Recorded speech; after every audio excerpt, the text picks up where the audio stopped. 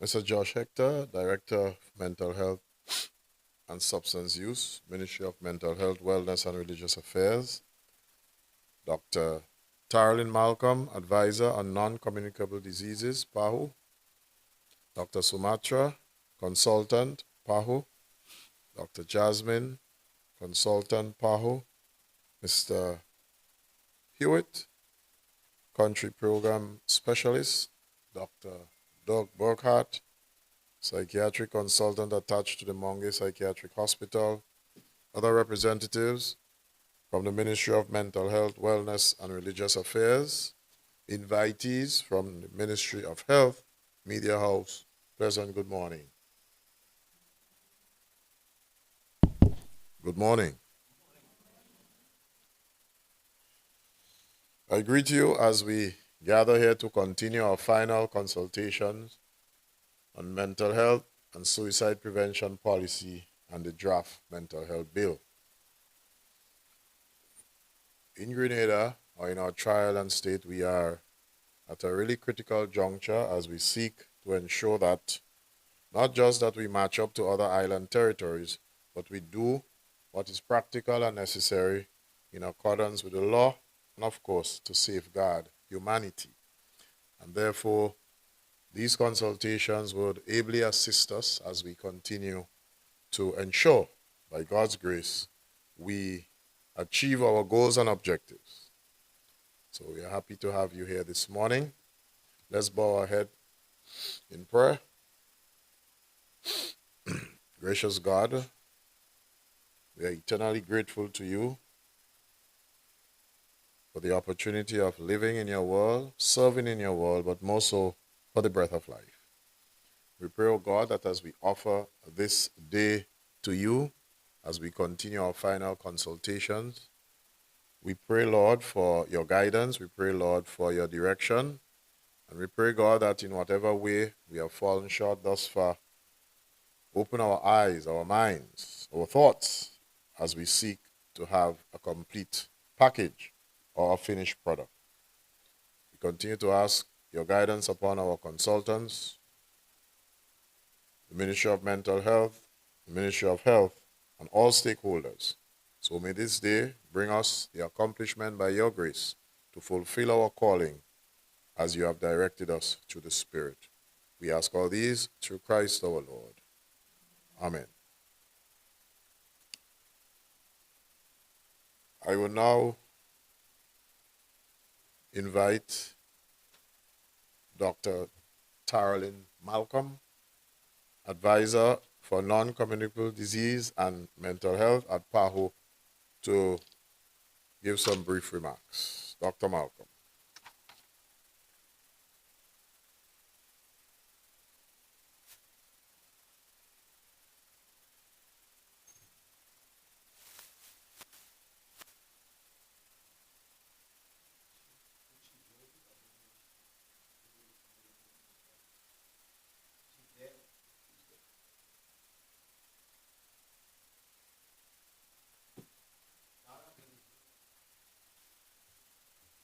Dr. Malcolm?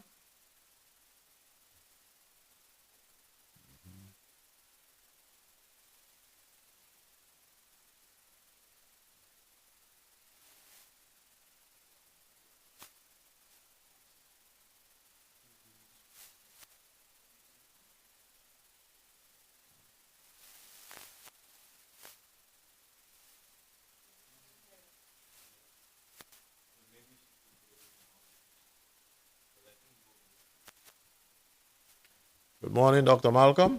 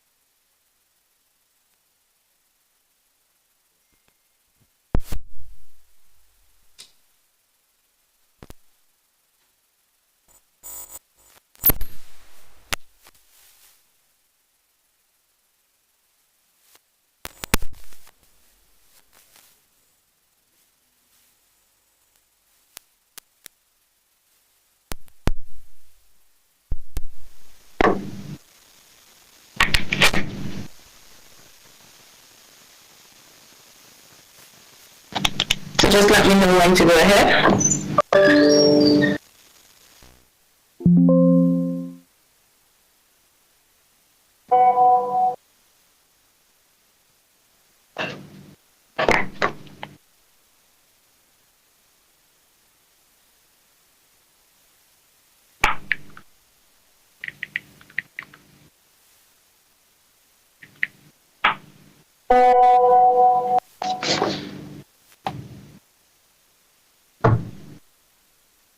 So testing. Are you hearing me?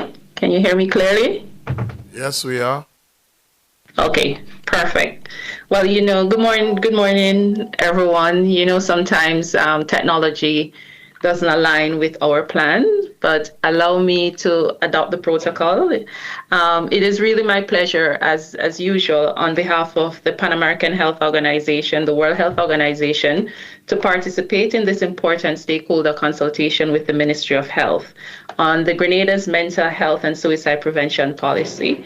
I am thankful to the Ministry of Health for its engagement in this process and for its critical role in supporting this national mental health priority. I also bring greetings on behalf of Dr. Amalia Del Rego, the PAHO WHO representative for Barbados and the Eastern Caribbean Islands, who extends her best wishes for a productive and successful consultation. We acknowledge and commend the leadership of the Ministry of Mental Health, Wellness, and Religious Affairs in advancing the development of this policy. Their stewardship reflects Grenada's strong commitment to strengthening mental health systems and addressing suicide prevention in a comprehensive and coordinated manner. So at the same time, the active involvement of the Ministry of Health is essential because mental health is a core component of overall health, and the health sector plays a central role in prevention, early identification, treatment, rehabilitation, and continuity of care. So strengthening integration between mental health services and general health services is critical to ensure accessible, people-centered care across the life course. So across the Caribbean and the wider region of the Americas, countries are increasingly prioritizing the integration of mental health into primary health care, strengthening referral systems and improving coordination between sectors. The Ministry of Health is therefore a key partner in ensuring that policies translate into practical, scalable, and sustainable service delivery. So this consultation is an important opportunity to reflect on how the health system can support policy implementation, including through strengthened service capacity, workforce readiness, data and surveillance systems, and linkages with community-based services. It also allows us to consider how best to collaborate across the different ministries, departments, and agencies to ensure a seamless continuum of care for individuals and families. So your perspective are critical to shaping approaches that are feasible, responsive, and grounded in the reality of the healthcare system in Grenada. So strong collaboration between the Ministry of Health and the Ministry of Mental Health, Wellness and Religious Affairs will be essential to achieving the shared goal of improving mental health outcomes and reducing preventable deaths from suicides. So PAHO remains committed to supporting Grenada in advancing mental health reform that strengthens systems, reduces avoidable harm, and ensure that services are accessible, equitable, and of high quality. So we look forward to continued collaboration as Grenada moves from consultation to implementation. I thank you and I look forward to the discussion ahead. So back over to the chair. Thank you. Thank you very much, Dr. Malcolm. I now invite Mr. Josh Hector, Director of Mental Health and Substance Use, to give an overview of the policy. Mr. Hector.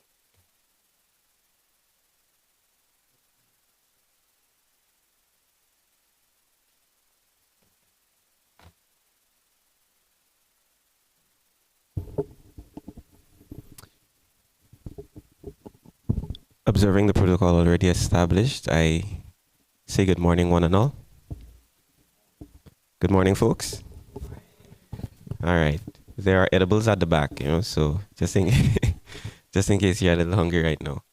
But it's such a pleasure to be here, and of course we welcome our partners from the Ministry of Health, simply because we understand that mental health and physical health are on par. Those two cannot quite literally be separated. And this morning we are gathered here today for consultation purposes on the mental health policy.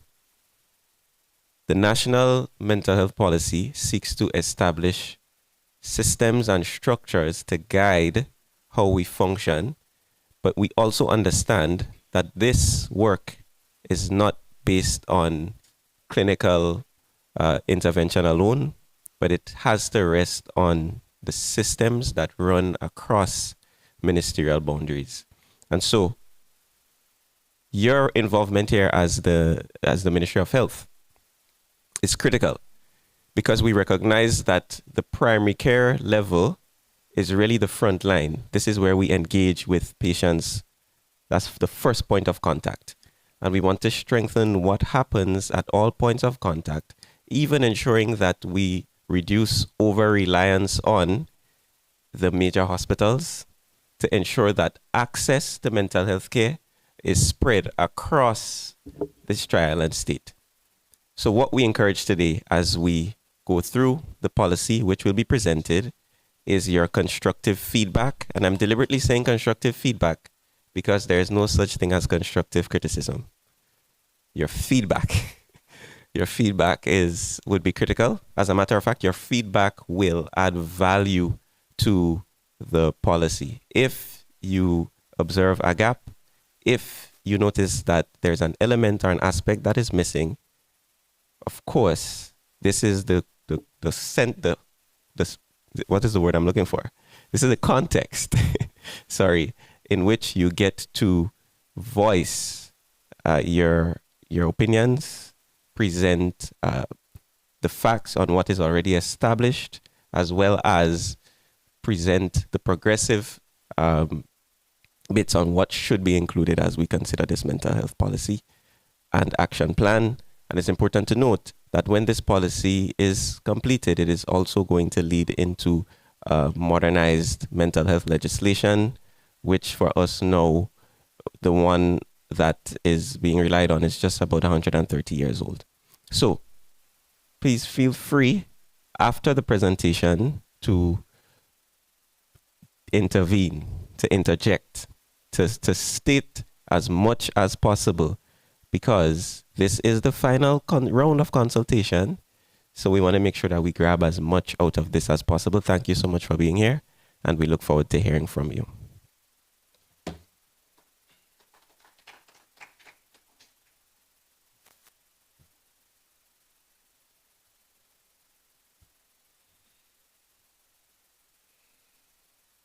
I now invite our PAHO consultants, Dr. Sumatra and Ms. Jasmine, to make the presentation.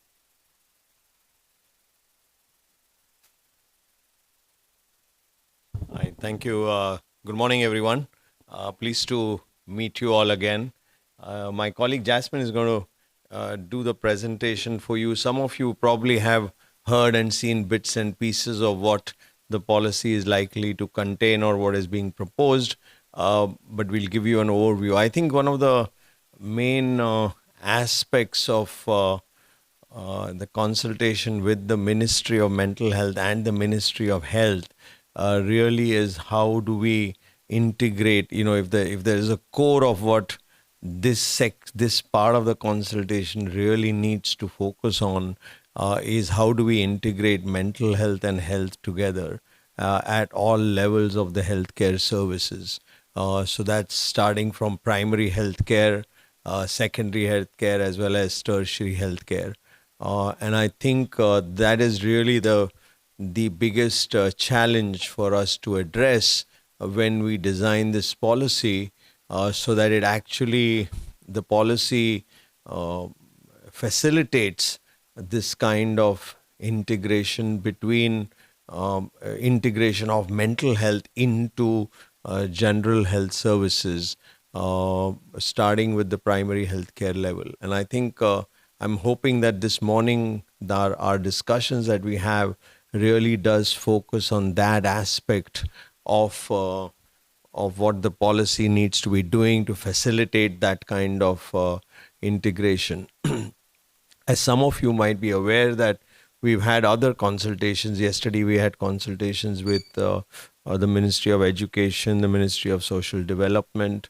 We are also going to be having consultations with the police and some of the other stakeholders. And then there is some public consultations which are planned. So the consultations today are part of a larger series of consultations that are going to happen, and the intersectoral coordination that is required for mental health is something that gets discussed in those consultations. This consultation is really more about the intrasectoral coordination, the coordination of mental health and health within the healthcare sector is something that we would like to focus the discussion on. So with those few words, I'm going to hand over to my colleague Jasmine to give you a brief overview of the policy. The draft, it is a draft, it is not a final version. In fact, once we've had these consultations and we've got everyone's feedback, the final version will look substantially different to what the draft currently is. But we're going to present to you the draft as it is, rather than changing it because we heard something yesterday which requires it to be changed. We'll do that at the end. Yeah, thank you.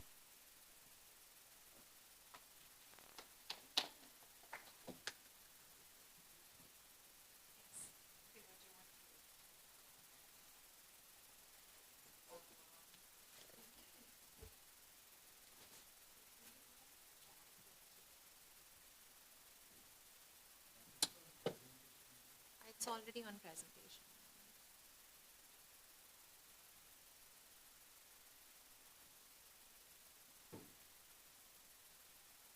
I think focus on content. Yeah, perfect. Thank you. Hi everyone, morning. Nice to see some familiar faces. So like Samitra said, this is more of a draft just to share updates of how far we've reached with some of the inputs that we've already received. We're working on the edit, so we can probably just share what has been happening through our consultations, the feedback that we've been receiving. So it's a slightly longish presentation, but I'll just walk you through what is already there, and then we'll open it up for comments, questions, discussion. Okay, so takes a minute. Essentially, we know that mental health is a priority, especially for us in Grenada, and we have been actively working about making it a priority action. We also understand there's stigma and discrimination, and those are aspects that also need to be taken account of. But in essence, there's also been a push towards reforming the mental health legislation as well as the policy and plan to make sure that we're aligning with the CRPD, which is the Convention on the Rights of Persons with Disabilities, which requires us to change our domestic laws and policies. So part of this effort is directed at reforming the mental health system towards a rights-based approach. In essence, very broadly, the purpose is how do we improve access to and quality of mental health care? How do we promote mental health well-being? And how do we protect rights of people who have mental health conditions? In essence, the scope is quite wide. It applies to all programs, policies that are running with the Ministry of Mental Health in collaboration with all the other ministries that we will be speaking about. There is, of course, a specific focus on suicide prevention, given, and we understand that in light of the last week, this has become even more of a priority of a conversation. The vision is quite broad. It is to say that how do we make mental health where it's being valued, promoted, prevented, protected, and where people with mental health conditions are able to exercise their whole range of human rights on an equal basis with others without being discriminated against. Some of the keywords in the policy statements we wanted to draw your attention to was that it's building on the national strategic plan that has already been put in place, which emphasizes the need for healthy population in Grenada. So the keywords really are how do we promote, protect mental health across the lifespan. So it is looking at a whole life course approach. There is a complete emphasis on the transition towards a community-based approach, integrated approach, which is where your inputs will be very helpful. How do we engage people who already have lived experience, their families, their carers, and actually foster an environment where there is civil society engagement, advocacy as well. As of now, we have these 5 strategic areas of focus. So the first one is looking broadly at governance and leadership. The second one is looking at comprehensive, integrated, community-centered mental health care. The third one is, I suppose, more interesting for this conversation is the intersectoral, intrasectoral approach towards looking at promotion, prevention, rehabilitation. The fourth one is more standard. It's looking at information systems and research. And the fifth one is focused more on protecting rights of people with mental health conditions. So the next set of slides will just break this down a little bit further for us to then open up the conversation. Within the governance and leadership for mental health, some of the key focus areas is reforming the mental health legislation. Like Josh said, it's quite dated. It's about 100 plus years old. So how do we reorient that legislation towards more updated international standards of care and the CRPD? Along with that, the huge emphasis is on decriminalizing suicide attempts, which has become a priority area, especially for Grenada. So those are the legislation and decriminalization pieces that are integral within this strategic area of focus. Some of the expected outcomes are listed here, which is just looking at if authorities have been set up to reform laws and decriminalize suicide. And there are some aspects of education and awareness raisings for all districts across the region. The second one is based on what the international standards are saying to increase spending on mental health. The recommendation is to at least spend a minimum of 10% of the health budget, and additional allocations ideally should be made across different sectors that are also looking at mental health interventions. So as you'll see, the expected outcomes are quite standard, that making sure that the 10% of the health budget is being spent on mental health, and whether the services are being reorganized to make sure that it can deliver on the policy and plan. There's a focus on increased participation of people with lived experience, not just through these consultations, but also on an ongoing basis, whether they can be involved with monitoring whether the plans and policy is being followed, how can they get involved in reforming these systems even further. So there is a focus on establishing national, regional associations of people with lived experience. And one of the comments that came through the consultations was to focus on families as well, families and carers. I think I can move us along to the next strategic area of focus, which is looking at the integrated community-focused approach.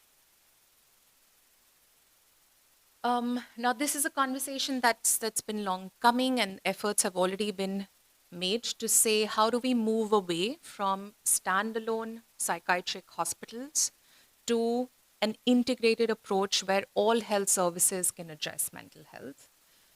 That is what the international conventions are saying. That's what the CRPD, which we've signed and ratified, is asking for as well. So how do we reorient our services to move away from just a single tertiary mental health hospital, in our case, Monge, and the effort to reorganize this within existing primary, secondary, so tertiary care services that are being provided. Of course, the phased reduction will require a lot more effort, and there is an action plan which will enlist it out. In broad essence, it will mean setting up community-based facilities that can resettle the long-stay patients who've already been there at Monge, and the expedited or enhancing the efforts that have already been put in place for community-centered mental health care as well. The second bit around this strategic area of focus is to move the acute facilities back to St. George's, which as it used to be. And the recommendation is that the general health facilities across the country, across the 6 regions and Carico, will make sure that inpatient and outpatient facilities are available at the general health hospitals.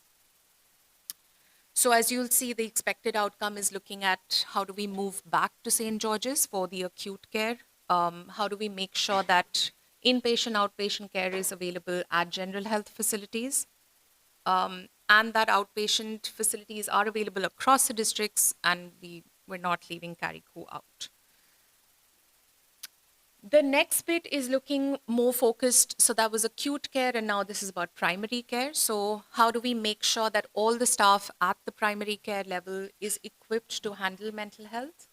So using the WHO MHCAP training, how do we make sure that everyone is being trained, that everyone can identify and treat and support and make adequate referrals at the primary care level?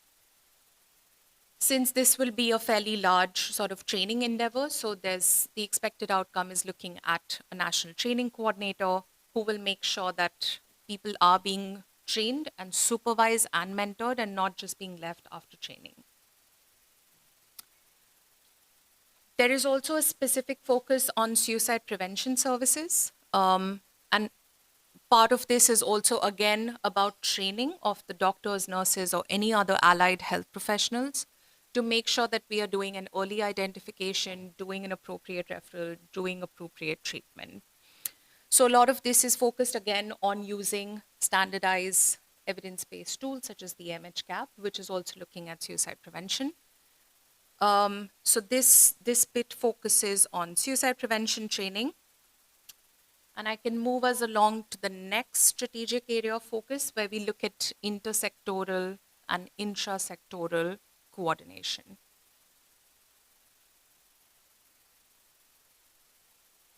One of the comments that we kept hearing was that there was a technical working group that had been set up as part of the MHPSS.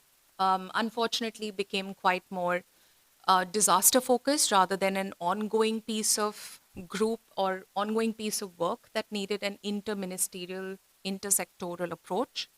So part of the comments that we've been receiving is if the Ministry of Mental Health can hold this group together and make sure that it has representatives from different departments and different ministries who are essentially making sure that there is enough coordination between the sectors, there's not much of an overlap, and we can leverage all the existing systems that exist.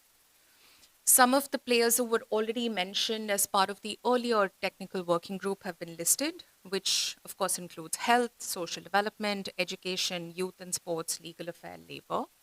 And yesterday, some of the conversation was to think about who else are we missing from this technical working group.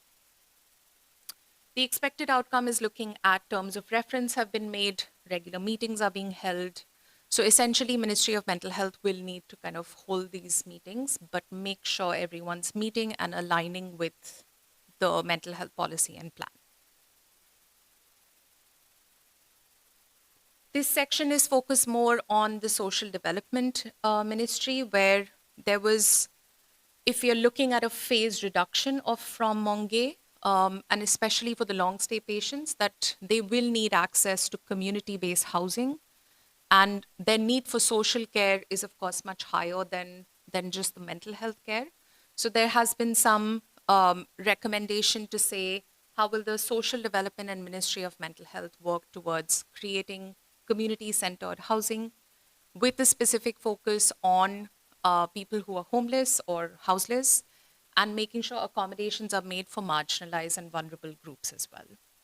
So this was the conversation where we reached, where it's essentially looking at community-based residential places, increased community-based psychosocial programs, whether that's entitlements, disability benefits, and making sure that we're not losing out on the vulnerable and marginalized groups, more specifically within the reintegration back into society.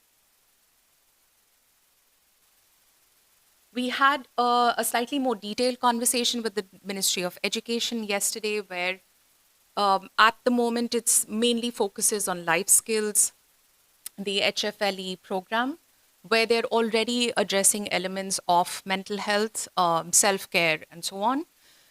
Some of the recommendations that came in yesterday was to do more in-service teacher trainings, making sure protocols are placed, to make appropriate referrals, get the feedback back on the referral so that they know what their role is in children and adolescents and young people's lives. So this is where the collaboration will need to happen on, say, developing the mental health modules, training of the teachers for delivering the mental health module. Some of the expected outcomes you'll see is essentially having adequate number of trainers, that the children and adolescents are receiving this training, and there are enough educators in place to make sure that the training can be delivered on a sustainable basis. This has been a huge part of the conversation in all of our consultations, to say maybe we need a national mental health information campaign. So it's not just a one-off event, but actually having repository of information around mental health, resources, referral points, and busting some myths around what, what's kind of leading to stigma and discriminatory behavior, and therefore increasing help-seeking behavior. So this is something that will again be held by the Ministry of Mental Health, and there have been quite a few suggestions over the consultations to make this more and more impactful. Again, a slightly more detailed conversation happened yesterday with sports and youth. As of now, one of the strong recommendations was that there are lots of existing coaches that exist, and how can they be trained as gatekeepers or first aid responders, especially to youth that is coming to each of their programs. So upskilling some of the existing coaches has been written down. Yesterday, we also got to know that there are project officers as part of the other interventions, which are also field-based, that can also be trained to become gatekeepers and providers of first aid, psychological first aid, that can be leveraged by collaborating with the Ministry of Youth and Sports Affairs. Some of the expected outcomes, again, is looking at whether the coaches have been trained, whether they're being supervised, mentored to actually implement some of these practices that they have learned. The next one, I suppose, is more of interest to people in the room, is to strengthen mental health information systems and research. That the fact that if you don't have enough data about what's happening in our country, hamper some of the decisions that we can make about interventions that need to be done and understand what's happening across the regions. So one of the recommendations that had come in was to strengthen our information system using the existing system that is already there for general health services, adding mental health indicators on that, adding mental health data on the existing systems. As well as there was a concern that we don't have a surveillance system for suicide, which is kind of hampering some of the interventions that we could work on. So there have been several conversations about layering mental health data collection and analysis onto the existing system that is there for general health services. I think we've made some progress, but there seem to be some barriers as well. So I'll let Josh come in and comment on that. But essentially looking at how do we build a suicide surveillance system, which is also recommended by the WHO to build that in for Grenada. Let me move us along to the last strategic area of focus, which is looking at protecting rights of people with mental health conditions. One of the strong recommendations was that people who have mental health conditions or mental illness are deprived of everyday decision making and everyday rights, and they are being discriminated against only because of their diagnosis of a mental health condition. So this one is focused more on how do we develop a recovery-based care, a holistic-based care, which is looking at not just clinical outcomes, but also social outcomes for people with mental health conditions. And of course, for that to happen, provisions will need to be made at primary, secondary, tertiary levels to make sure that people are receiving the care that they need, not just for their mental health, but also for their physical health conditions. The recommendation here is also to look at standardized evidence-based tools again. So one of them being the WHO Quality Rights Program that looks at how can we reorient services to make sure people's rights are not being violated at these health centers as well. And of course, the expectation and the overall goal is how can we see a reduction in involuntary treatment and people have access to all kinds of services across the regions at their communities itself. This one I think is come up quite a bit in our conversations is the abandonment of people with mental illness by their families.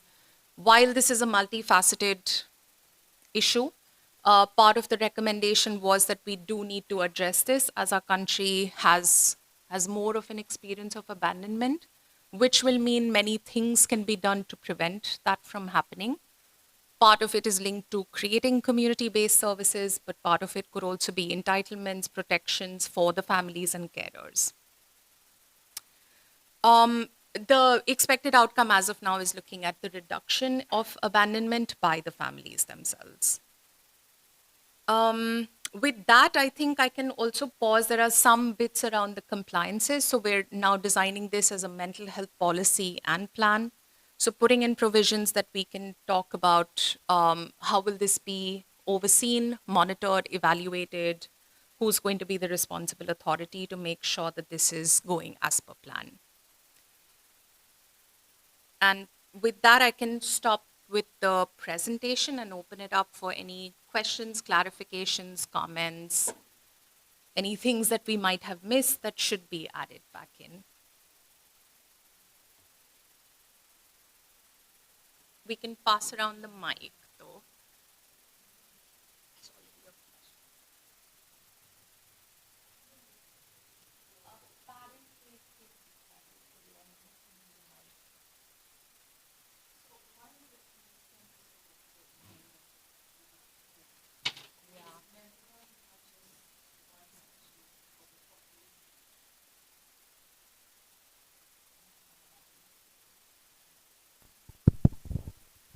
Yeah, it's not just one section of the population you have to look at, because some of us could be looking sane, and we could something can happen, and we all end up at some point in time in our lives in the mental health aspect, and it's always very important for the well person to think about their mental health. I just was questioning why the 10% of the budget that is spent on. Thanks. Fair enough. I think this is what the international standards are saying. This is a minimum of the health budget should be spent on mental health. Because globally, we've also seen barely, say, 1% of the health budget actually gets spent on mental health. So this is now clearly making a push to say a minimum of 10. Of course, there's no cap of it. It can be more. And it makes a distinction to say that other sectors which are also looking at mental health, for example, education, sports, youth, and so on, should get their own budgets to work on it. So I mean, ideally, you're right, it should be quite well spread out, and this is more a minimum rather than a maximum. Good morning. Well, more of a comment as a pediatrician. So today I'm going to speak as a pediatrician. So over the last few years, there's been a growing number of children with mental health issues and mental illness as well. And I'm happy that the Ministry of Education is incorporated into the consultation because what I'm thinking is that it needs to be incorporated into the curriculum, and there need to be programs embedded within the education system where even the teachers and the persons who these children are in the care of have basic training on identifying early signs of mental health issues. Because if we are able to identify these signs early enough and we make timely interventions, then of course the outcome would be better. Because oftentimes we see that when you dive into the history of the children, you realize that the red flags has been there for like years. And because one, persons just didn't see it as that, they may see it as, okay, the child is just bad behave. They may see it as that. Or two, the parents may be concerned of what they're seeing, but because of the stigma associated with it, they're afraid to speak to anyone to identify that, hey, my child has been demonstrating these things, and I think there's a problem. So they're scared to even express it because of the stigma associated. So it's very, very important that for the persons in education, everyone who takes care of the children, education, health, should be trained to identify early signs of mental health issues, so that even if a mother did not see it, maybe a teacher could have picked it up, or of course a physician can pick it up, and so we can pick up early, intervene early, and ultimately have better outcomes. So I just want to make sure that from the education standpoint and health, that it's incorporated into the curriculum very early. Training should be given to teachers and providers, and also to the parents. So even for the PTA meetings that, we have PTA meetings every term. In a PTA meeting, if we get 10 minutes to just train the parents on what to look for, what to expect, that can help. Because sometimes the parents just don't know. They may just see it as, okay, the child is behaving badly, and not that the child actually has a genuine problem. So we need to train the parents, we need to train the providers so they can identify it early and make earlier interventions. So that was more like a comment. Thanks. Can I just quickly respond? Can I just quickly respond to that, what you just said?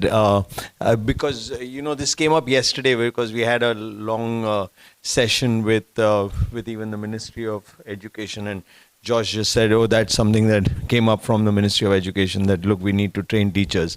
So that's something that is something we will have to incorporate.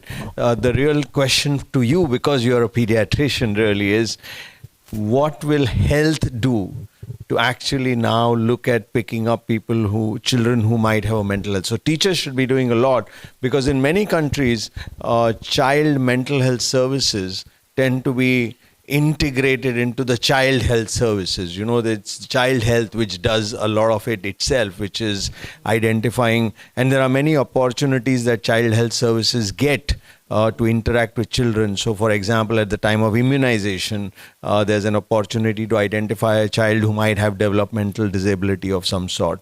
At the time when kids come for their annual checkups, because sometimes schools do annual health checkups, when it's the child health services doing that, they can actually pick up. So I think my question to you from for the health sector really is, what should the health sector be doing in terms of what should it be trained in, what should they incorporate into their regular protocols, so that actually identify and pick up early, early intervention, early diagnosis, early intervention of children with any kind of mental health or developmental issues. So just to say that I think it may have been 2 years ago, we started a program, because fortunately for us, we do have a child psychiatrist on staff. So 2 years ago, a program was started, and we started in Carriacou. That was like a pilot, where we started with some training of the teachers, and we didn't just do teachers, it was teachers and members of the community on identifying, early signs of mental issues. So we started from a health standpoint. We incorporated education, and it was just like a pilot to see how what could build for going forward. Now, coming from that, we realized it was just one session, I believe, 1 or 2 sessions, and just from that it was impactful, because what we found happening was, coming from it, we had some teachers who they themselves had to seek help after, because they realized, based on what was being expressed, they themselves had problems. And some of the parents within the cohort of persons who attended, they were able to identify persons who needed assistance and were referred. So I think initially there were like about 4 referrals coming out of that one session. Now, following up to that, we made, we tried to reach out to Ministry of Education, so that a program can be built, so that they can actually establish a program, a formalized program, because that was just a one-off, just to test the waters, but we realized that this is something that's needed. So I know PS did some initial consultations with education, but at the time, I don't think we were able to get the traction that we thought we would. So I think coming from these consultations, I think maybe if we go back again, it might be a better feedback on that, because it would need a number of things, including manpower. So it would need some more human resource. But the truth is, we could start with what we have and build gradually over time. So this is something that is already like, there's a draft somewhere in mental health. And it's something that maybe you can assist us to build on, and maybe even help us to do a one-on-one consultation with education, so they can understand the importance of doing that and seeing how we can formalize a program like that. No, I fully appreciate education, and education did want to be involved. So that's something we'll take up.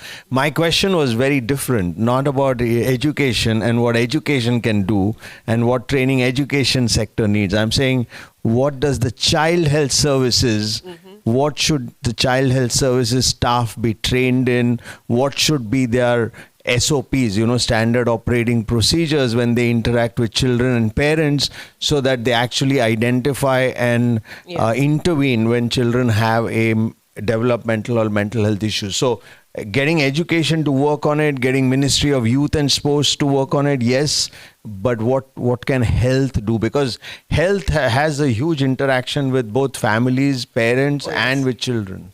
So on our end, so the training is actually not just for that side, it's actually for health providers as well.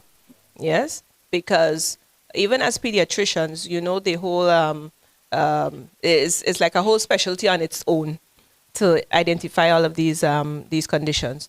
So again, we started another program for children who have these type of conditions, and it's something that's been worked on now, is being built on. So it includes even the children on this spectrum with the autism, all the behavioral disorders and so. So we have that ongoing now. So it's a combination of genetic/special needs clinic, where we've been trying to train our providers on how to identify these cases. But we're in the early stages of that, so we have to develop that some more. And it's done. It's an organization, Chores, in collaboration with the Ministry of Health, that's doing that program. So it's something, again, that we have to build on. So it's to train the providers, us the pediatricians, and even the general practitioners how to identify and then refer the patient. So we have a pathway.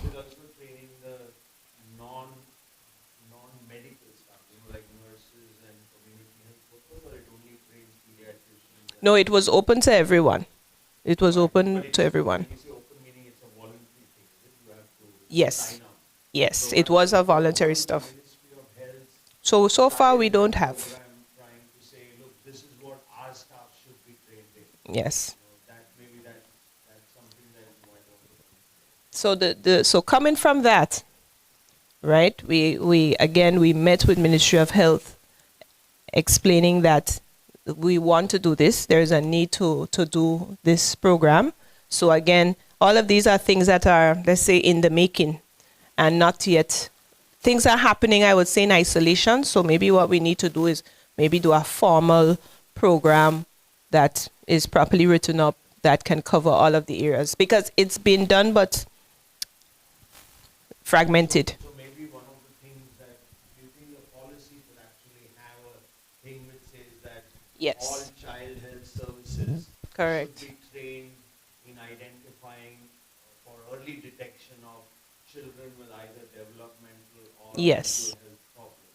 Yes, And correct. that would include all child health services. Yes, from People probably start with including even the midwife, because even the midwife interact with, at least up to 6 weeks after delivery, they have some interaction with the mother and the child. And staff doing immunization, staff doing other kinds of health services. Maybe that's something that we could incorporate, and that could be something that is then done as a joint effort between the Ministry of Mental Health and the Ministry of Health, where the Ministry of Mental Health provides the expertise and trains the Ministry of Health staff to be able to deliver that. Go ahead. Okay. Good morning. So my comment was along the side of yours. With the integrated approach in training our community nurses to help early identification of whatever symptoms or whatever we find, and what pathway we have now to refer these children so that they can have the help that they need. Yeah.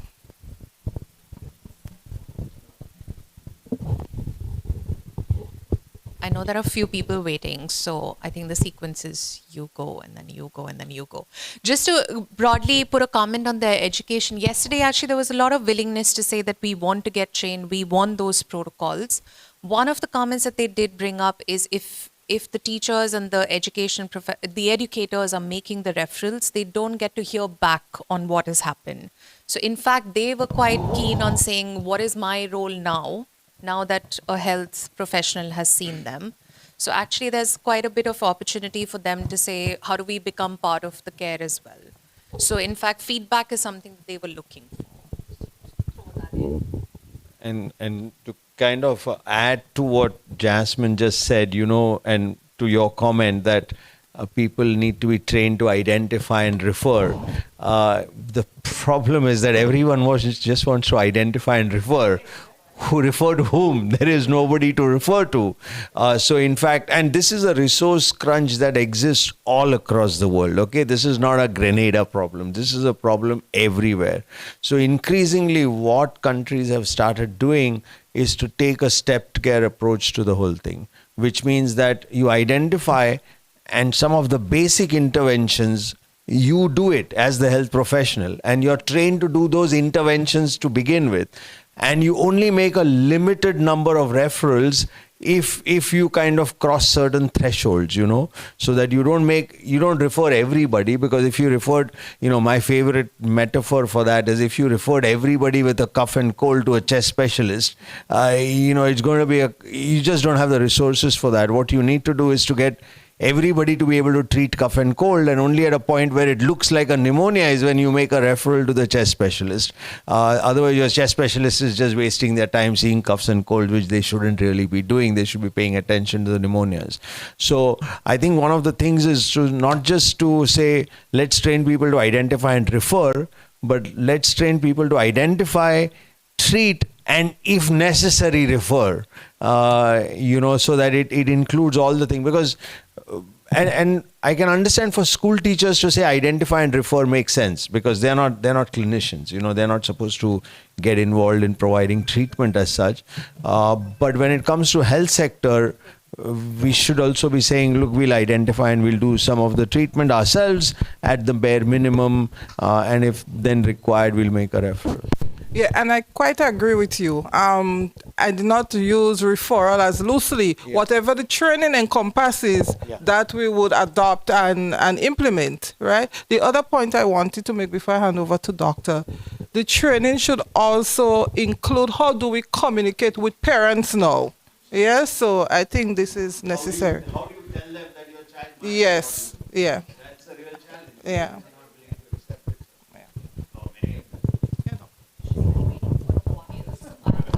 Oh, here is the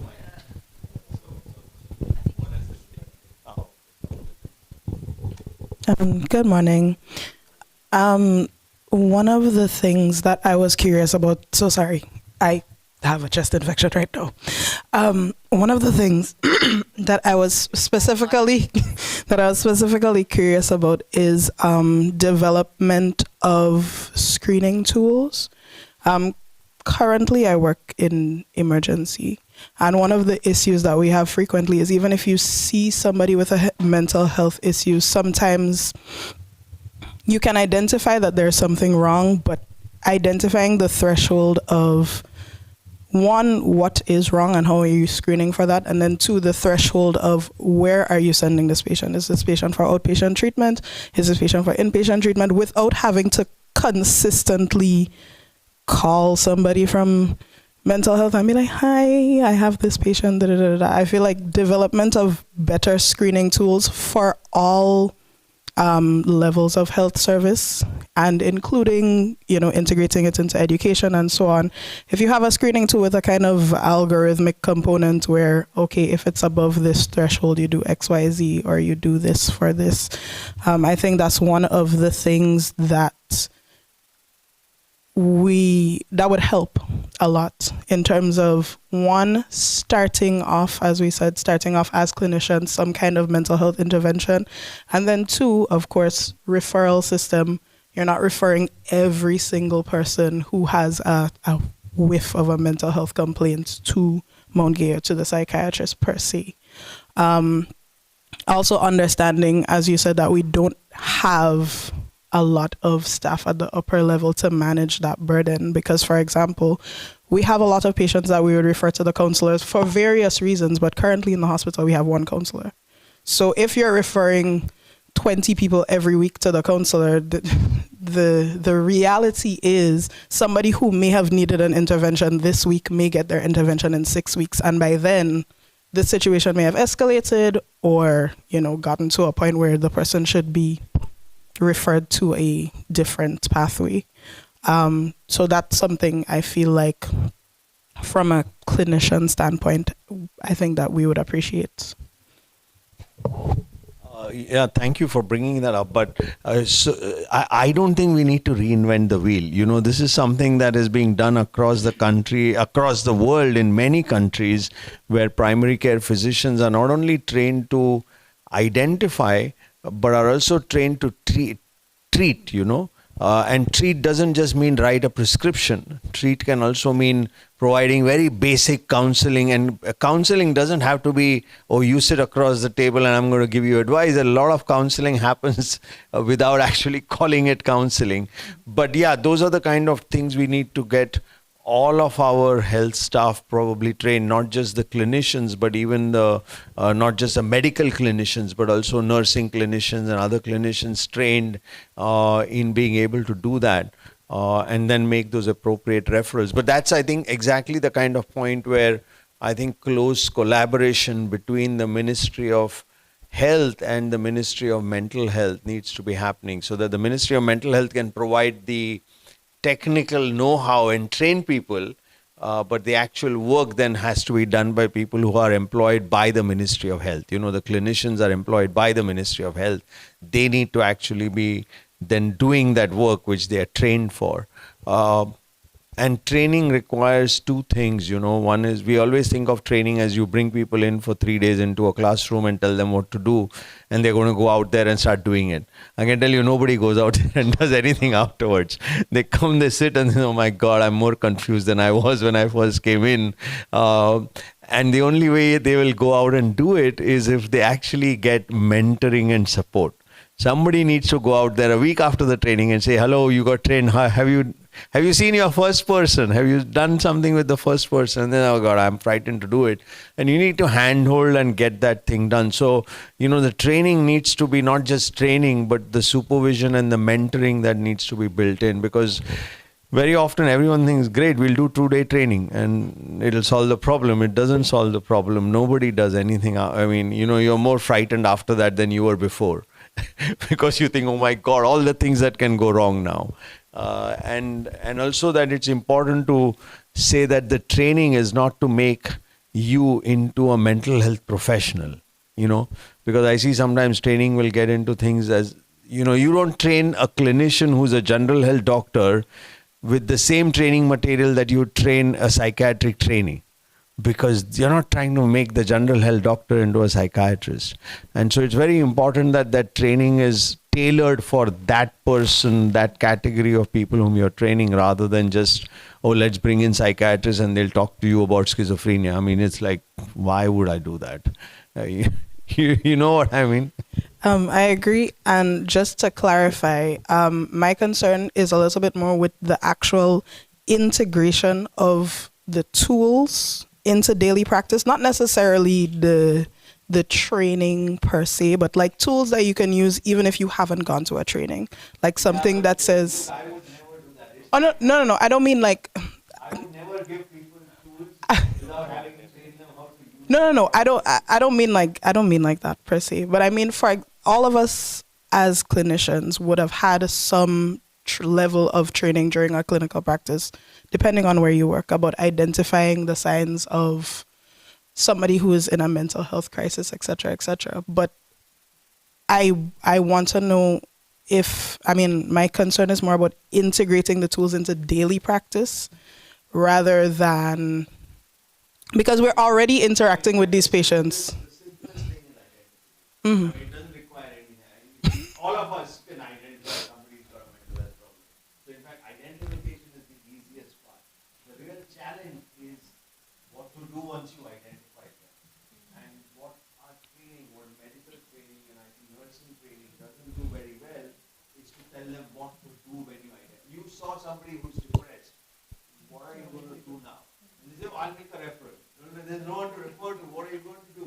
Oh, I don't know what to do. I'm not trained to do this. And so really the training needs to be more of skills building on how to handle people who you identified as having a mental health problem. So yeah, I agree with you. But I think identification is the easiest way. Teaching people how to identify is actually a couple of hours and everyone knows what to do. But I think getting people to then intervene when they've identified something problem is actually what I think the training should focus on. So yeah, I agree with you that it is required. We train our doctors and nurses to do things like identify diabetes, identify hypertension, treat diabetes, treat hypertension. Don't teach them to treat depression, which seems to make no sense to me. Why don't we do that? I mean, what's so wrong about depression that it's fine for them to treat diabetes, which can kill you, but not treat depression, which can also kill you. Yeah. And the other important thing that Josh said is, which is very important. 60% of people who have diabetes develop at least one episode of depression. And if you have diabetes and depression, your outcomes of diabetes are 50% worse than people who have diabetes and don't have depression. So if you're a person who specializes and treats diabetes, you should be concerned that getting depression treated with the diabetes is as important as just treating the diabetes. Questions and then maybe. Thank you, and good morning, everyone. Thank you so much for the time. Slightly different track here, and just asking whether or not the policy incorporates any part of protections or identification, et cetera, for the actual workforce. So is there any integration relative to the labor workforce, et cetera? Because we are all working individuals, all susceptible to depression, et cetera. So just wanting to make sure or understand whether or not that component is covered.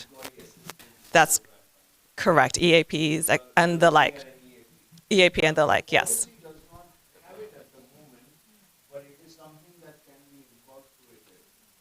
Wonderful.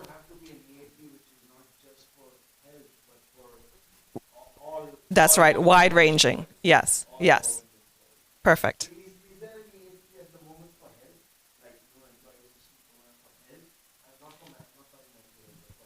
Day 2 on the job, I don't know, but I can find out.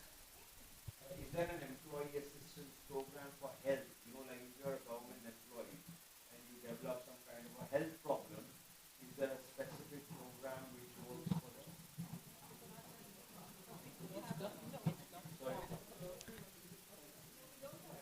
them? No, no. It sounds, based on the feedback in the room, I would probably hazard or guess that it may be something that we can probably incorporate and put on the list. Well, the reason I asked is because if there was an existing EAP for health, I would incorporate mental health into the same EAP. Right, for health. Yes, okay. You get what I mean? Like, you know, somebody shouldn't have to decide, do I go with this EAP or that? Correct, yes. And yes, thank you.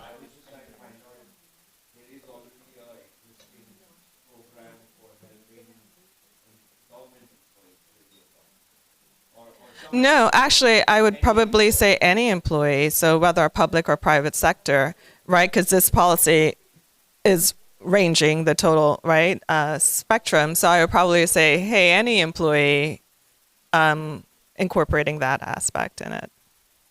Thank you.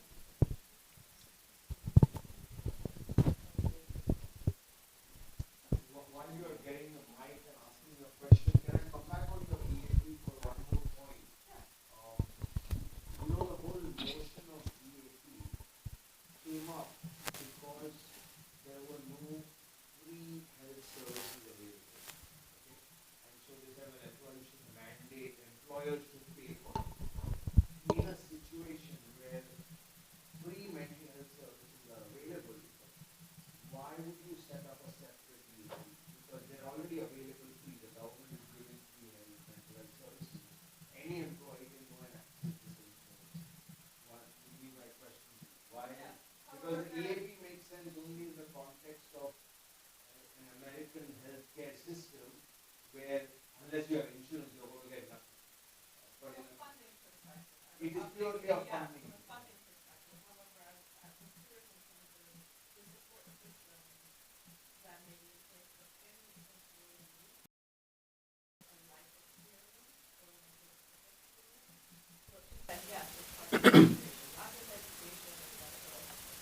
Absolutely. So, well, I would just say, why not say for every, replace the word employee with the word citizen.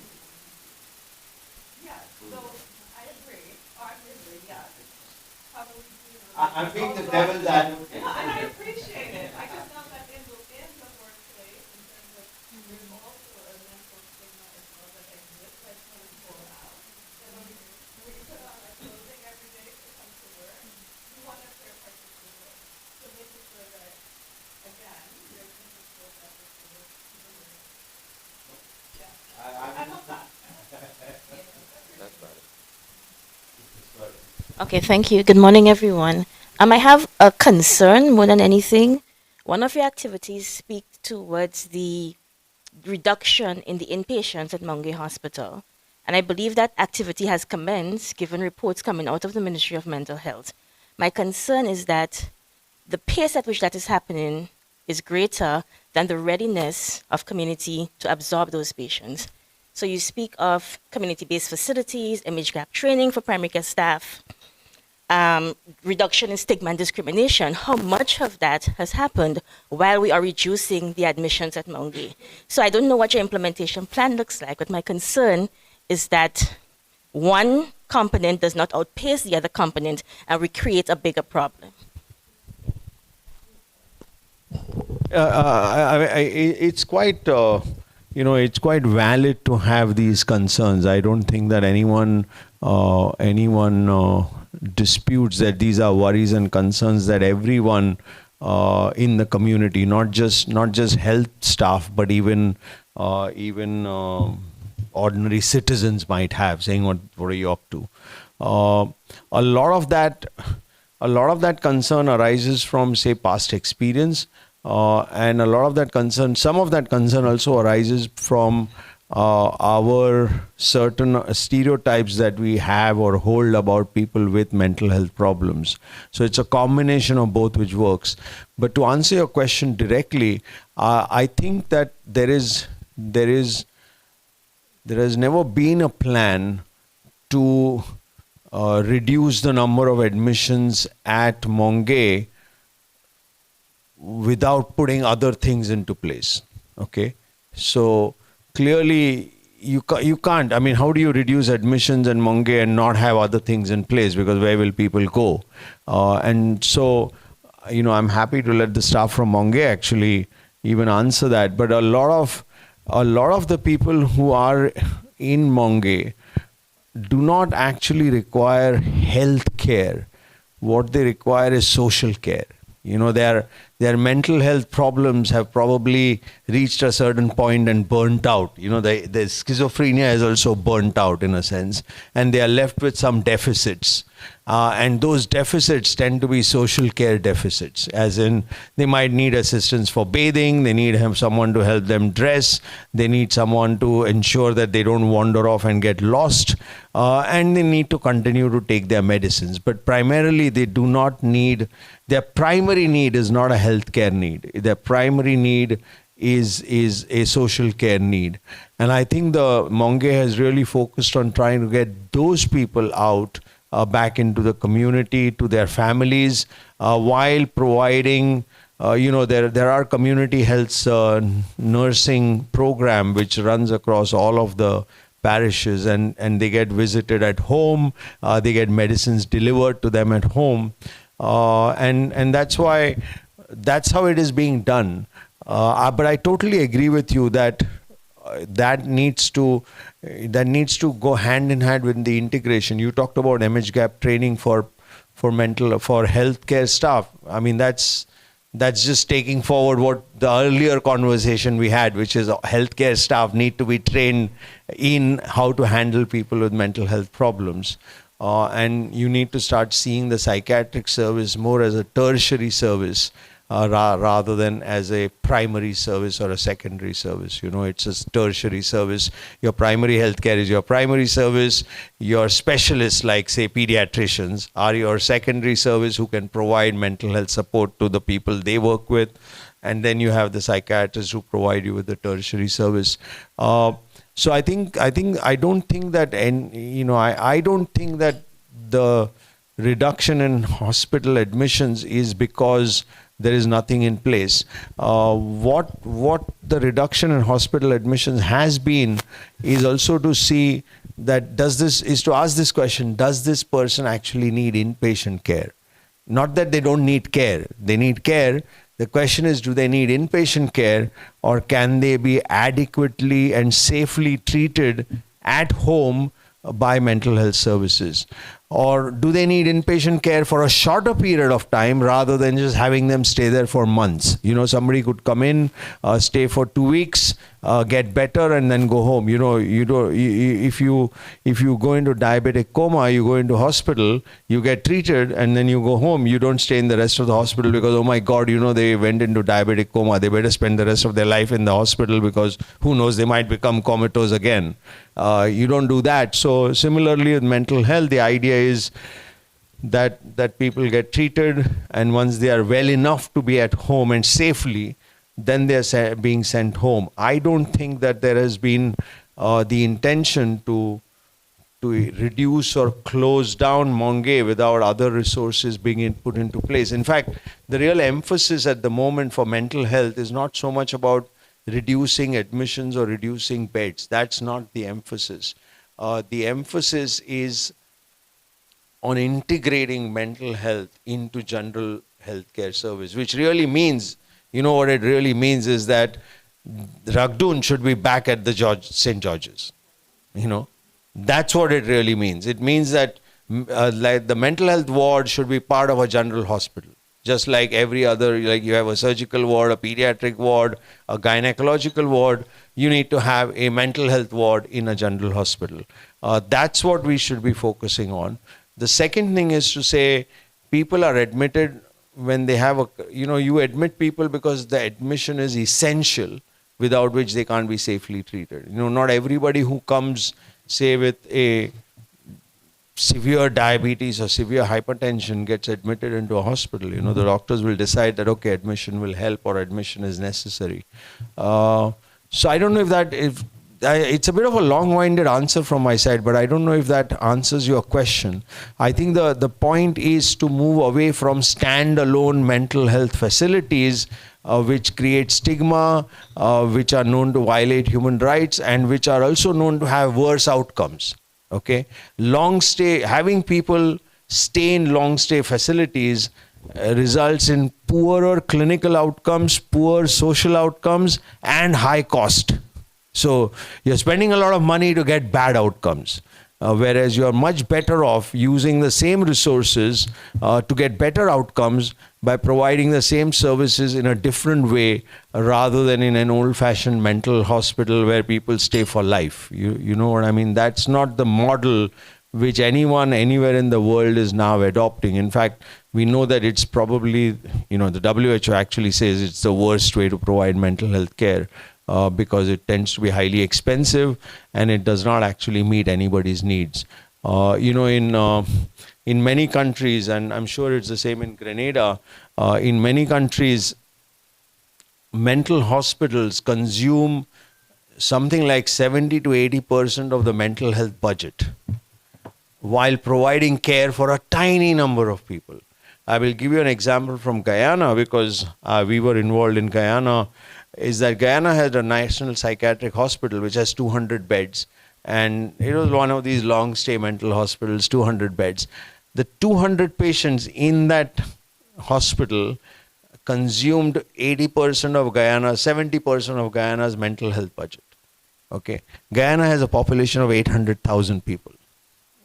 So you can imagine what happens, that you got a very high cost, poor outcome service, which just means nobody else get anything at all. And so Guyana has gradually started reducing its mental hospital services. In the last 3 years, they've gone from 200 patients in the National Psychiatric Hospital down to something like 70 or 80. And what they're doing is actually doing an assessment of every patient to see their readiness to be discharged from the hospital, what supports they are going to require, doing a proper assessment of what services they need if they are going to be out of this hospital. And once you've done that assessment of need, you provide those services, and only then you take people out from there. You don't just throw people on the streets and say, look for yourself. I mean, they've not done it for 30 years. How are they going to do it now? So yeah, that's the process that will have to be followed. It'll have to be a planned transition from one to the other, not a kind of abrupt, okay, tomorrow morning we are going to stop all admissions to Monge. That's not going to happen, neither will it work. It won't work. I mean, even if you tried it, it won't work. But yes, it has to be a process that you're trying to follow to come to that. Belize is a good example. I don't know because Belize is from the region, but many years ago, Belize went through this transition, and Belize actually shut down its mental hospital. And they have community nurse practitioners. They treat people in general hospitals. They treat people at primary healthcare centers. And they don't actually have a mental hospital where they admit people at all. So they've kind of done away with that notion of a mental hospital. So there are countries in the region which have actually done it successfully. You don't have to look outside the region. The worst place for any kind of any kind of progressive reform of mental health in the world, the worst place, you know which is the worst place for it? Go on, take a guess. It is the richest place in the world, the United States. Okay? The United States does it very badly. Don't look to the US for anything which will be of help to anyone. I mean, I'll give you an example. The US has 50% of the world's mental health professionals. 50%, okay? The US population is 4% of the world. So 4% of the world population has 50% of mental health, trained mental health resources. This is psychiatrists, psychologists, everyone, okay? You think this is mental health heaven, isn't it? I mean, it should be. But you know what the thing is? 30% of people with mental health problems in the US receive no treatment. 1 out of 3 people with mental illness in the US go untreated. So what I'm trying to tell you is that the mental health system does not, it's a high cost mental health system which does not actually help anybody at all. Whereas if you look at other countries, look at Brazil, for example, a very low cost system, no mental hospitals, community health services across the country, helps 80% of the people. You know, their untreated rates are down to like 20%. They treat 80% of the people. So I think we should really be looking for local examples from the region where this kind of reform has actually made a difference and has worked. I mean, if you ever happen to go to Brazil on a holiday, take a few days, few extra days out and go and visit their mental health services. It's just an amazing network of mental health services which is fully integrated into general health care. You know, it's a general health care from where all of the mental health services get provided. You'll be just amazed how well they do. They're doing a fantastic job in Belize and Guyana, in Brazil, and Guyana is now copying that. So one of the things that Guyana did was, you know, when they reduced these 100 beds in the psychiatric hospital, they were putting district hospitals in. They have 10 A regions, okay, and they're putting their community service. So let's take a 10-minute break. Just after you, and some people have taken that break already, but please take a 10-minute break.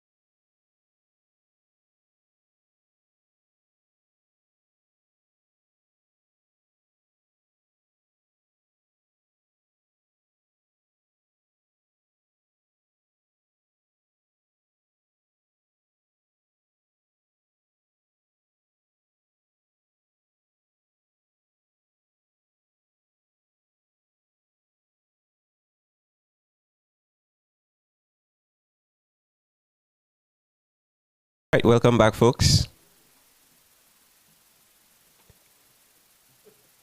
And the floor remains open for any more comments. There we go, immediately.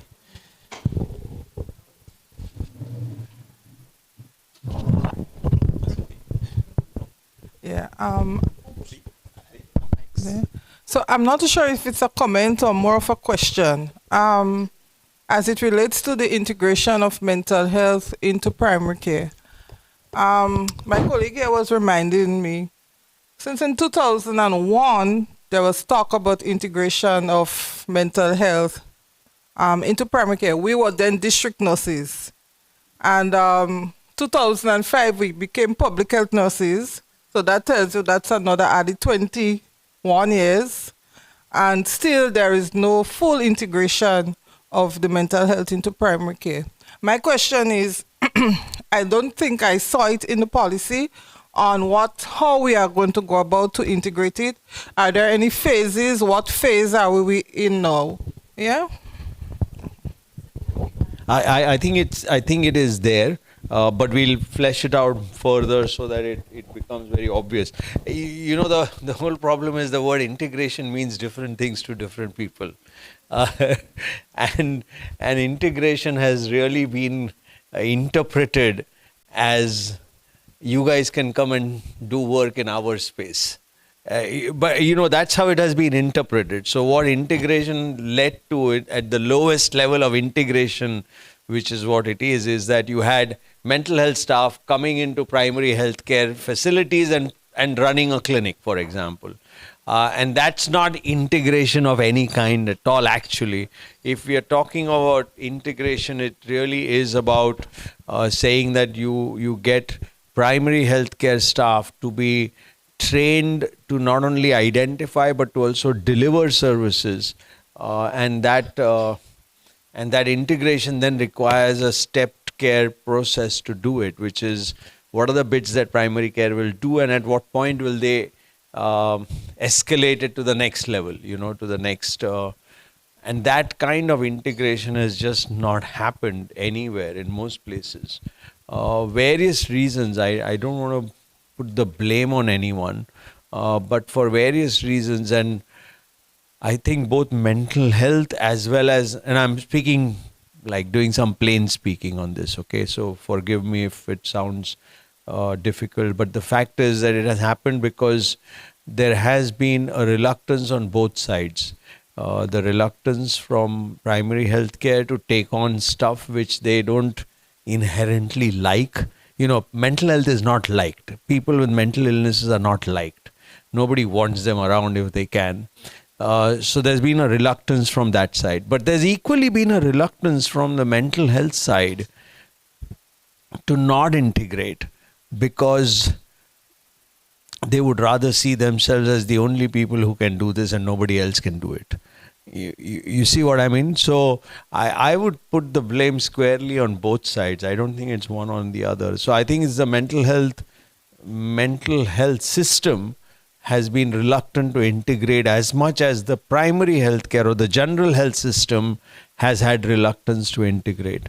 And where integration has happened in countries and places where it has happened, it has been driven by it has been consciously driven by leaders on both sides, to say, look, we know what the challenges are and we're going to make this happen because this is actually beneficial to everyone.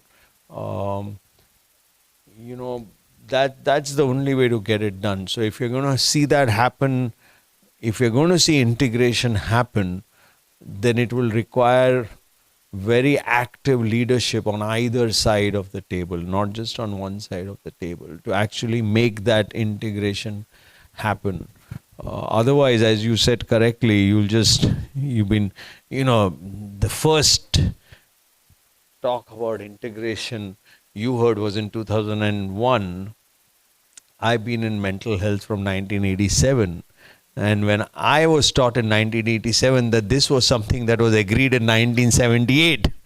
So, we are talking integration since 1978 and we haven't actually integrated yet. And everyone says, oh, it's happening. It'll happen. I've come to my sell by date. It's still not happened. In a year or two, I'll be out, of this whole business and my entire working career, and it has still not happened. So I just feel that we should be conscious of the fact that there are challenges to it which emanate from either side. I'm not saying it emanates only from the primary healthcare side or the general healthcare side. It emanates from both sides. Does that, I don't know if that answers. I mean, it requires that leadership to break through those barriers, Yeah, yes, I fully appreciate what you're saying, Doctor. But for me, as you say, leadership, sitting at administrative level, I think we have some commitment there. It's long overdue. And the reality is that our people, they're suffering. And we need to step forward and start somewhere. So while we may have little integration where you referred to the clinics, is like a service that is being done. But what we really want to see happen, it's not really happening. So we have to start somewhere. And I think from my department and primary health care at a level, we're committed, we're ready to start wherever. Yeah. That is just music to my ears. I really do think that there is an opportunity which we should actually, sometimes you get these opportunities. Yeah, because at the end of the day, we may have some family member out there suffering. We're all in it. So, yeah.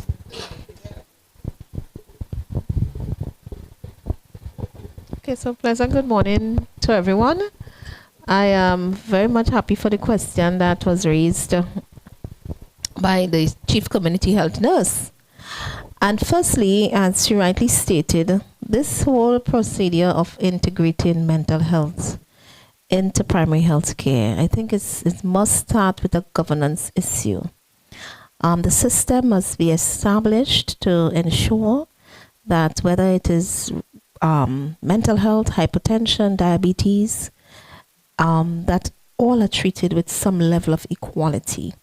And this is key at that level, in that before, when we had to minister medication to our mentally ill patients, they had to go up to the mental hospital and get their medication and come back and be stigmatized.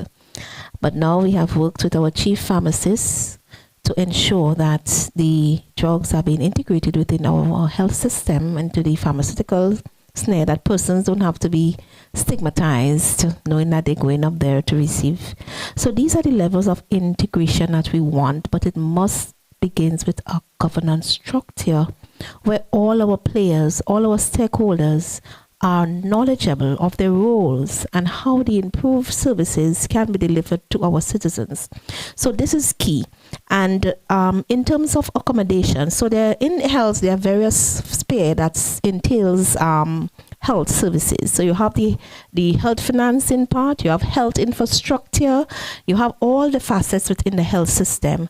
So these must be combined. Persons who are players must be educated on how to ensure that the services are delivered smoothly and without hiccups, no matter if it's a diabetic patient or a hypertension patient or a mentally ill person. So once at the community primary health care level, the same level of preventative care that are being offered to persons who are diabetic, preventative care, the same level of preventative care must be incorporated at the primary level.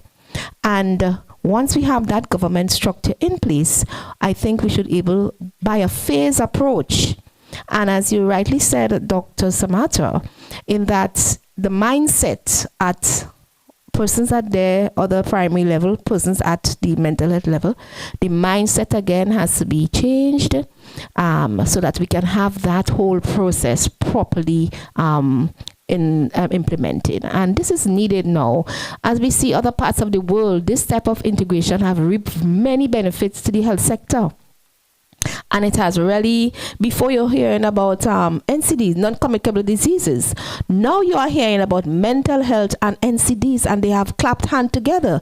And we at the local level here, we have continued to not really clap hand. We have been separately clapping hands, not together. So this is something that I hope this policy can help us to develop and help us to really structure this, which is really needed for Grenada. Thank you.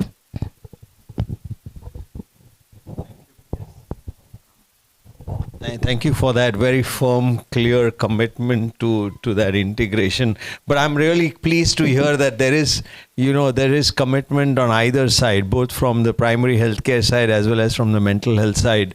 I just wanted to highlight that PAHO actually has all the technology, so as to speak, for integration. And what I mean by technology, meaning the training programs, the supervision, the mentoring, the how to structure it, all of that. And I'm very sure I speak for PAHO, but even speaking for myself personally, this is something that would be highly exciting for us to get involved in. To be able to achieve that, and PS is aware we are supposed to be also coming back again for reorganizing the services. Now integration becomes part of the reorganization, really. So yeah, I'm very sure it's exciting if, PAHO has all of that stuff that you need, how to integrate.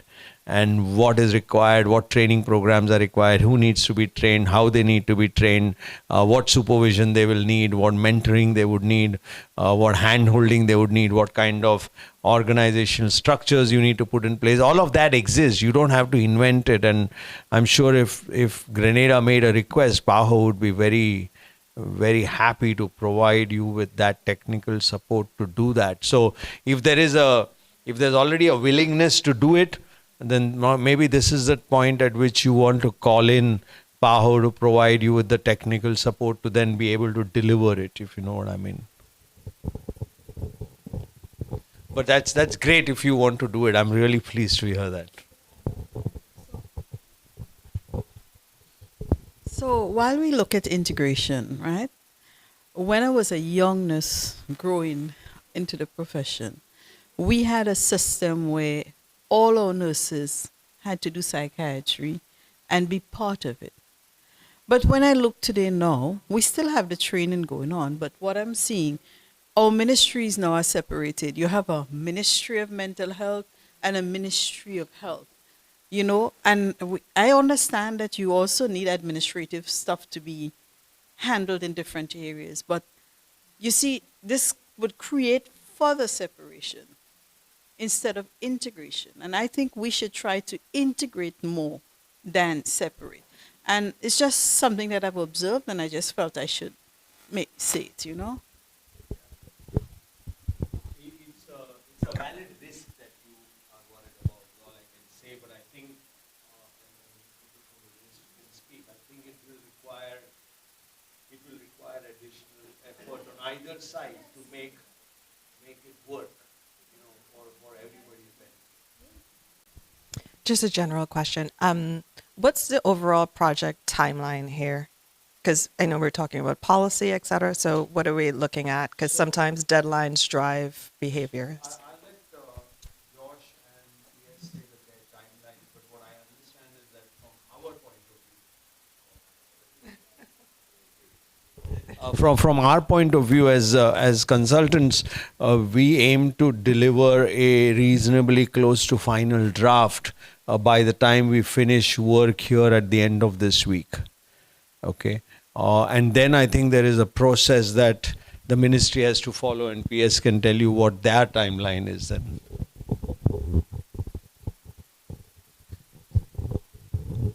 Okay, so we are a little behind time because our deadline should have been June, and today is the 2nd of June. However, with this final draft that will come into play from the consultant, we have to prepare the submission, carry to cabinet for its approval, and then they will send it to the drafting unit. The drafting unit will then have a draft bill, and then from then it will go to the process to become enacted as law. So we at the ministry, our leg will finish at the point where we have brought it to cabinet's approval, and then the legal ministry will take it from there. But we're looking at, based on my experience, that looks as more to the end of the year, the last quarter of 2026. Yes, you're welcome.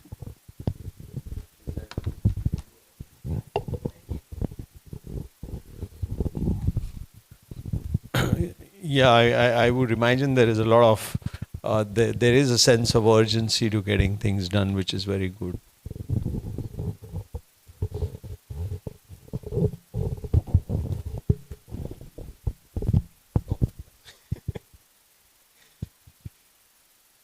Any more questions or comments, folks?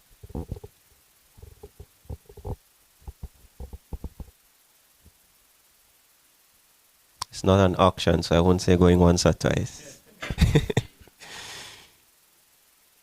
But if not, I don't know if PS would want to give an official thank you as well. Or you? Oh. There we go, exactly. Good morning to everyone. I'm always curious about the role of technology in anything that we're going forward with. Regarding, okay, children at the age where they're able to use the technology and should be able to use an app or something to explain their symptoms. You know, are we in 2026? Are we looking to integrate that type of like maybe just explaining what's going on, and it goes to an let's say an expert in the field of to guide them as to, can we look into prevent? So it might be in the early stages, they having, you know, certain symptoms and they want, so I just want to know, are we capturing that type of leverage to, because the children, they're very good with the technology and they might feel much more comfortable using that to maybe, you know, answer some questions, because that's how they communicate. So I just want to know it, the policy now, is it forward thinking like that, to not just consider just the human factor, but how you integrate the technology to enhance the whole push for mental health rather than mental illness. Oh yeah. We haven't, the policy does not have technology at the moment into it. But let me just, you know, and I'll tell you where this comes from, because you brought up the issue of children. Australia recently banned the use of social media by children. On the way, you know, because of the increasingly evidence of how actually technology is harming young people's mental health rather than helping young people's mental health. So I see the role of technology. It's a great thing. It's an enabler, which means you use it as an enabler.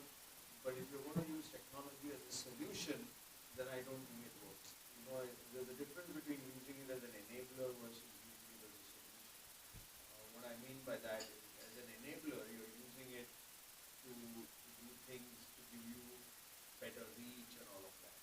But when you use it as a solution, which means the idea that was being sold to us that technology will solve our problems, which I think it's not. It actually creates more problems. So we've not really focused on technology because at the end of the day, mental health still requires, you know, a lot of research on therapy, for example, has shown that the real content of therapy doesn't matter what kind of therapy you do, but it is the human contact which is the real therapy.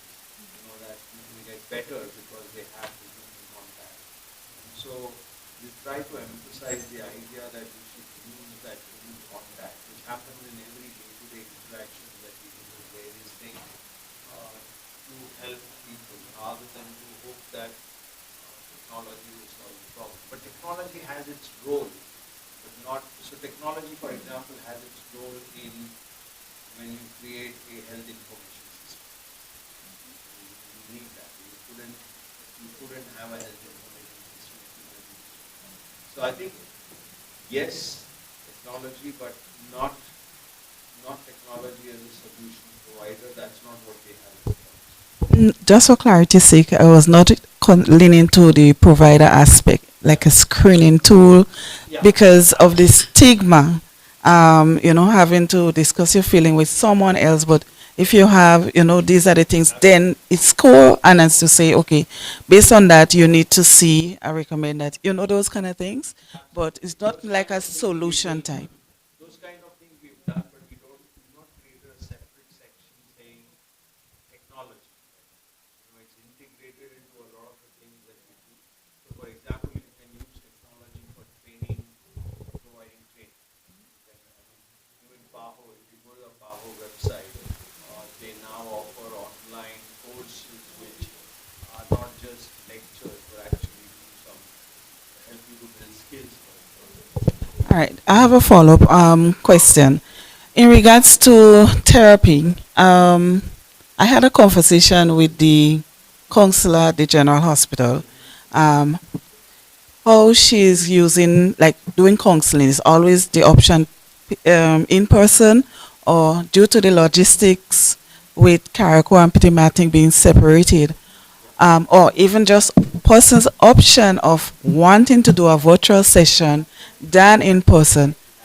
There was a little gray area as to she was not sure how virtual therapy in terms of regulation wise by law, if it's something that it is. I don't know the answer to that, but I think sometimes these concerns have more anxieties rather than real concerns.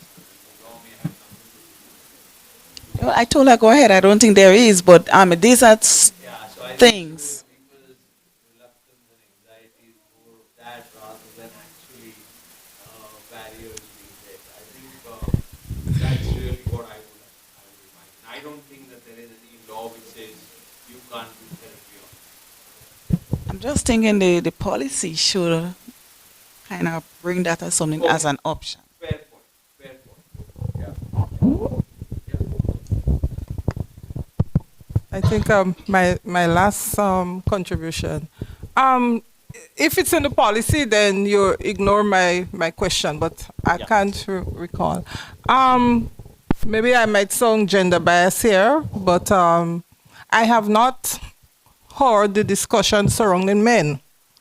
I don't know if the policy specifically made reference to meeting men. I remember raising in a after action review done by PAHO after COVID, and there was an increase in suicide among men after COVID in Grenada. Now again, we're seeing that there is an increase in suicide among men again. So while we women, we're open to going to any clinic, we know the reality with men. So my concern is, how does the policy address specifically the needs of men in mental health? It doesn't specifically address the needs of men as such. It addresses needs everyone, but not specifically. And it addresses vulnerable populations. So there is conversations around vulnerable populations, which is say with children, women, those kind of, there are bits where the policy does focus on those vulnerable groups, but not necessarily on the men.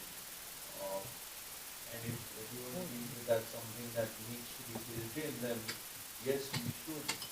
My only question to you is, can you suggest what should the policy be saying about men, which is not stuff that applies to everybody, but only applies to men. You get what I mean? It's not like a specific illness or mental health illness to men, but just ensuring that men come out to the services that are available for them, because historically we know that men, or traditionally men, they're very reluctant in services. So I don't think that we could mandate it, but to make it friendly enough that they would access those services, something like that. Right. Yeah.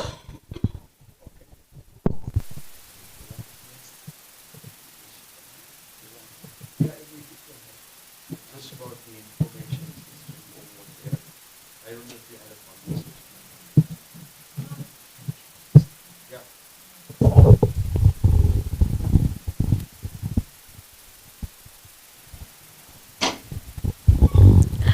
The point that CGHN is making is very vital because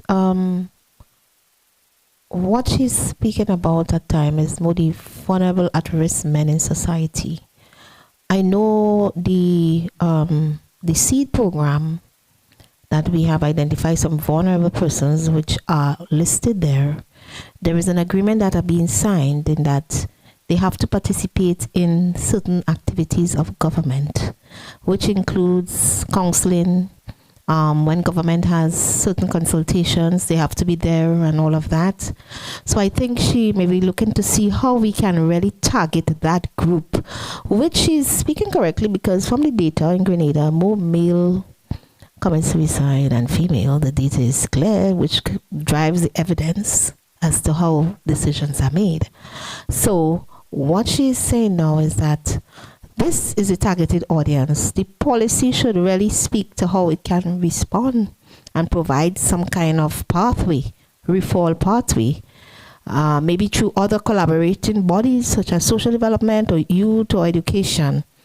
So maybe we could think a little deeper and see how really we can have something whereby we can really target them into the policy. Yeah, so basically, yeah. I think that point is very important. I think we haven't said, oh, this is for men, but we've actually built bits in which address male populations, if you know what I mean. Like, for example, the idea of using sports coaches to talk to young men about the need for having more talk around emotional issues. You know, now that's the kind of places where they will be happy to be seen to be talking, you know, rather than turning up to a clinic and sitting across a table. So I think there are bits and pieces in there, but maybe an explicit statement which says that programs should ensure that they are able to reach these difficult to reach populations, especially young men. I think young men are the most difficult to reach, you know, because they don't really see themselves as wanting to accept any kind of mental health help.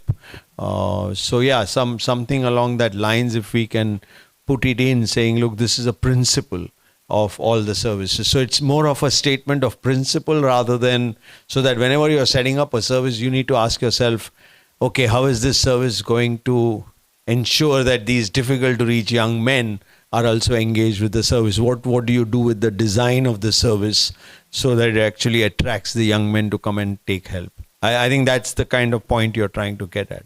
Yeah.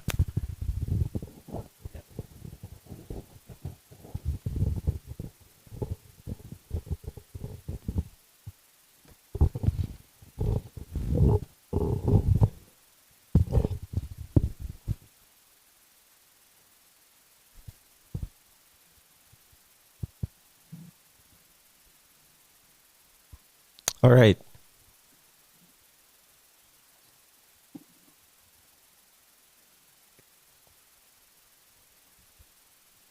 So it is safe for us to bring this to a close now. The last time I tried, somebody popped up with a question. But of course, we thank you for being here with us today. Your participation has been quite fruitful, and we know that we have taken a lot away for additions to that final draft. So thank you for being here. Thank you for showing up and coming with your ideas, your comments, your questions, even your concerns. And it's important to note that when this draft is completed, and even when the policy is accepted by Cabinet, when we get to that point of conclusion, that's really where the work begins. Because the policy is really the guide, is a roadmap. It determines what we do after that point. And so we look forward to working closely with the Ministry of Health. As a matter of fact, there's no real separation between health and mental health. There's no real separation. So we look forward to the continued partnership and the integration that has been long overdue since the idea was raised in 2001. I don't want to tell you how old I was at that time, but since the idea was raised, From then to now, we look forward to actually realizing full integration of mental health care at the primary care level. You look like you want to say something, Sumitra? Yeah, I was just going to add to what you said last. I think this while we are doing the policy and talking of integration, what really was heartening to me was listening to our colleagues from health, CNO as well as from primary health, that they would actually want to be doing it just now. I think that there is an opportunity to actually start doing that work without even waiting for the policy to happen. It makes, when everyone's ready, you don't then need to wait for the policy. So I would very strongly encourage you to get together and start the work, and in any which way that PAHO can support this whole process, I'm very sure we would be more than, these are things which are very close to PAHO's heart, and stuff that PAHO likes to see, the word integration, and to actually ensure integration happens on the ground. So please feel free to ask for any technical support you need for it. But don't wait for the policy. Get started with the integration, Right, so we'll get started immediately. Right? Because I do know that our chief community health nurse has been the voice for integration. Based on our interaction, she has really been championing that cause. Round of applause to you. All right, so on this note, we will bring this to a close. Lunch will be at Tradewinds. Yeah, lunch will be at the restaurant. We have a few minutes until 12, I believe.